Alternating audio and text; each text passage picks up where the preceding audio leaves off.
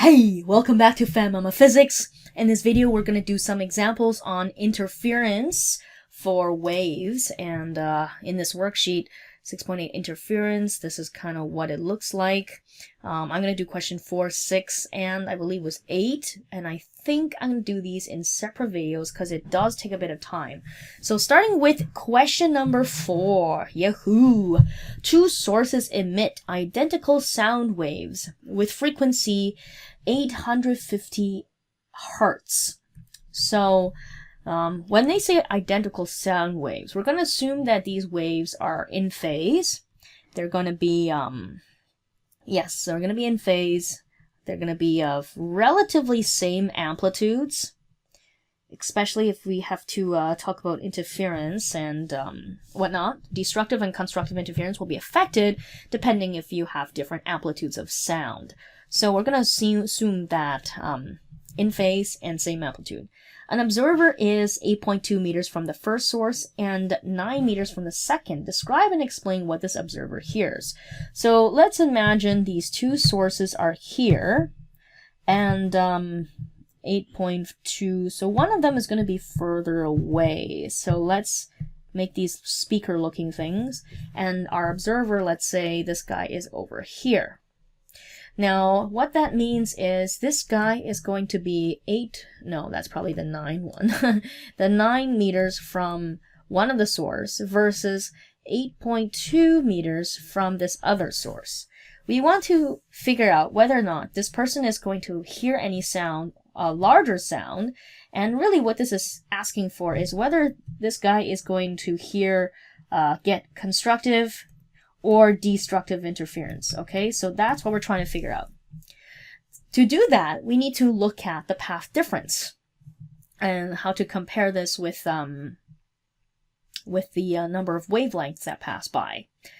This question is a little mean, and I noticed I should have said this earlier, but here's the speed of sound. It's kind of buried in question B. So sorry it wasn't put earlier.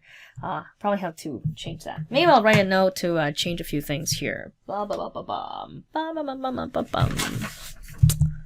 so let's see. The change. Double slit question. And I'm gonna change. Oh yeah, I have to redo that question. Fuck. After question number 4 on interference. Okay. Alright, so now we have the speed of sound because we need these two numbers. We need the speed of sound and the frequency to figure out the wavelength. And from the wave equation, we know that the speed of sound, V, is frequency times lambda, meaning that if we want to find the lambda, we gotta divide the speed of sound by our frequency. So we're gonna get lambda is equal to 340 meters per second over 850 hertz. So just quickly putting that into our calculator, we get 0.4 is our 0.4 meters as our wavelength. Very nice number to work with. Okay, so now we know our wavelength. We need to figure out our path difference. The path difference, which we use delta L for the path difference. This is going to be the difference between the two numbers. It doesn't matter which one you're subtracting from which. And that's going to give us 0.8 meters.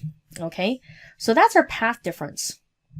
The next step we want to do is we want to find out how many wavelengths fit inside the path difference. So what that means is we're going to have to divide 0.8 by the wavelengths itself. And that's going to be 0.4 meters. So essentially what you're doing here is you're taking the path difference, you're dividing by the wavelength, and you're going to find the number of wavelength difference between the two paths. If you find that the difference is exactly full wavelengths, then you know you have constructive interference. If you find that the difference is equivalent to about some number of half wavelengths, then you're going to get destructive interference. This example here, if you divide the two, that's exactly 2 full wavelengths. 2 wavelengths. And because the path difference is exactly 2 full wavelengths, then you have, in this example, constructive interference. Okay, and then I'm too lazy to write the full thing out. So essentially what that means is this person is going to hear a louder sound compared to if the person is just listening to the first source. So this person is going to hear a louder sound because of constructive interference. And in fact, he's going to hear, well, if you think about constructive interference, it is doubling the amplitude of one of the sources. So in fact, he's going to hear quadruple the intensity compared to just the one sound box. Okay, so that was question A. Question B, okay? So for question B, what do we have? Question B, okay, so now we have 2 different paths. The second mover, there's a second observer now. One of them is 8.1, one of them is 8.7. So imagine we have the 2 speakers. This observer is, say, over here. So this path is 8.1 meters. This path here is 8.7 meters.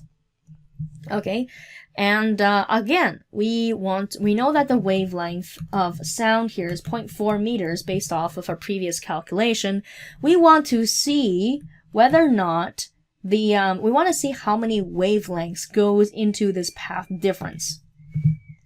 And here our path difference is 8.7 meters minus 8.1 meters, and this is going to be 0.6 meters. So our path difference is 0.6 meters, and we're going to see how many times our lambda, how many wavelengths fit into the path difference. So dividing by the wavelength, which is 0.4 meters, we're going to get exactly 1.5 wavelengths. So this is not a whole number of wavelengths. This is exactly, the difference is going to be half number of wavelengths, meaning that this person is going to hear destructive interference, using red, destructive interference, and assuming that both sound speakers are going to be exactly the same, meaning they're in phase, exactly the same amplitude, the amplitudes should cancel out perfectly, so he should hear no sound, okay?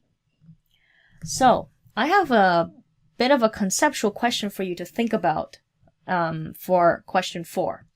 So in this question, notice it's 2 sources emitting identical sound waves.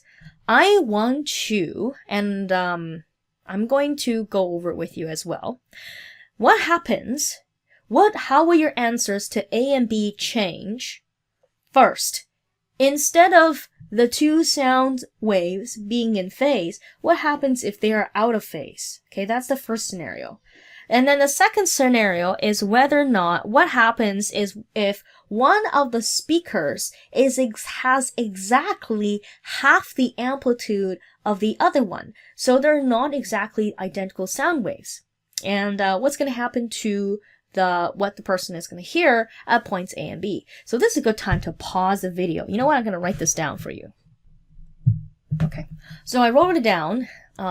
So first scenario to consider is imagine the 2 sound sources are exactly out of phase. What would you see? And how would your answers to A and B change?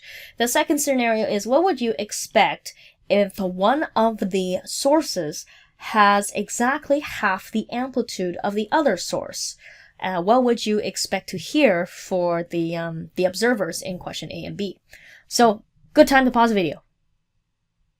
Okay, I will do some diagrams maybe for the questions A and B here. So let's consider A. For A was constructive interference, meaning that there were exactly 2 wavelengths difference between the 2 points. First case is if they're out of phase, okay? So imagine something's out of phase. And the other case was imagine one amplitude was half of the other one, okay? So for constructive interference, when the 2 points meet up, the 2 points will be, they need to be in phase for that to happen. So imagine the sound waves, as they get to that point, Sure, one of them may have traveled an extra 2 wavelengths, but once they reach that spot, they're going to be exactly in phase. However, if the 2 points started off out of phase, exactly out of phase, now exactly half perfect whole wavelengths later, and then when they meet up, they're also going to be out of phase. So in fact, the answer for A is going to be exactly the opposite. Instead of getting your constructive interference, you're going to get destructive interference, okay? And meaning that the person is going to hear no sound, assuming that the amplitudes are exactly the same for the 2 sounds. So then what happens if the amplitudes of the 2 sounds are exactly, one of them is half of the other one? I'm not going to make this too complicated. Let's just say we're going to say this compared to the original scenario when the sources are in phase. Okay, if it's out of phase, it might get too much. Unless you, maybe a challenge question for you to think about. Okay, so number 2, if one sound system is exactly half of the amplitude. So imagine you have a wave coming in, and let's say at that point this is the original peak of one of the sound waves. You're going to add, before you added this, okay? But then in the second scenario, one of the amplitudes is exactly a half. Okay? It's going to be a half, okay? So when you put the amplitudes, so this is going to give you 2A, and let's say this is A, okay? And then this is A, this is half a A, okay? So then if you add these 2 up, you're going to get 1.5A, okay? And because of that, you're going to definitely get a smaller intensity compared to if both of them had the same maximal, the same amplitude AA, but you're still going to get constructive interference. So this person is still going to hear a larger sound, higher intensity, and let's say 1.5 squared, I don't know my math, is 2.225, 2.25 times the intensity was before, because remember, your intensity is directly proportional of your amplitude squared. So if I have 0.5 of the amplitude, then squaring 1.5 is going to get 2.25 intensity. So roughly a little bit more than double the intensity, but you're not going to get quadruple the intensity compared to if you had the full-blown amplitude from the second speaker, okay? So you're still going to get constructive interference, okay? Oops, let's use red. So yes, constructive, but you're going to get less intensity. And then if you want to be more precise, you want to say exactly the amount, you're going to get about 2.25 times the intensity compared to a single speaker. Okay? Okay, that was question A. Now let's take a look at question B, where you have destructive interference. Okay, so if you have destructive interference, then what's going to happen is, for destructive interference to happen, that means the 2 particles, sorry, not the 2 particles, I'm thinking about wave duality. So if you have the 2 wavelengths, the 2 waves that are meeting there, they have to be already out of phase in order for destructive interference to occur. Since they are already out of phase, that means if my sound sources were not in phase, but my sound sources were out of phase, then that's going to flip my results for my destructive interference. So if my waves were originally out of phase when they met at that particular point, then my sound sources being out of phase will then flip the results. So being out of phase instead will make them in phase. So it's as if I swapped one of the phases of one of my waves to make them both in phase, meaning at this particular point, you're going to get constructive interference. Okay? So directly opposite of what you expect. They're exactly opposite from the previous question. And constructive interference, where you're going to hear louder sound, and since it will be perfect constructive interference. You're going to get quadruple the intensity because you double the amplitude at that particular spot. Okay, so notice compared to A and B, it's when you have a sound source, two sound sources that are out of phase, if the path difference is whole wavelengths, you get destructive interference. If your two sound sources were out of phase, but the path difference is of if the path difference is of half wavelengths, you get constructive interference. Exactly the opposite of two sources being in phase. Okay, last but not least, this question here is, what happens if you have half of the amplitude of one versus the other? And what's going to happen here is, originally you had destructive interference when the two sound sources were in phase, which means that if this was the amplitude here, plus the this amplitude over here. Notice I'm kind of drawing in line now because it's easier to visualize. So if that were to happen, if you add these two together, you're just going to get destructive interference. You're going to cancel. These are going to cancel. Okay? But imagine the second case where you have amplitude here, but this one is half the amplitude. So 1/2 amplitude, meaning when they do get into the middle, when they meet in the middle, you're not going to get perfect cancellation. In fact, when you add these two together, you're going to end up with half an amplitude left over here. Because you're adding the displacement below, adding the displacement above. Superposition means you're going to get half of what you're left over. Meaning you're going to get half the amplitude, meaning you're going to hear some sound. Ha ha ha ha. So yes, you will hear sound at this point because you have some amplitude. And how much amplitude, how it converts to intensity, we know is by taking the square of that. So you're going to get a quarter of the initial intensity compared to a single speaker.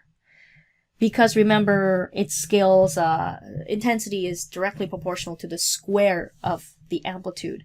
So it doesn't, either way, you're going to hear sound. And notice that's very interesting because even though you expect to get perfect destructive interference, if one of the sound is, if the two sounds don't have exactly the same amplitude, destructive interference will never be able to occur, except it might occur at different spots, but it won't occur at the points where you expect it to, okay?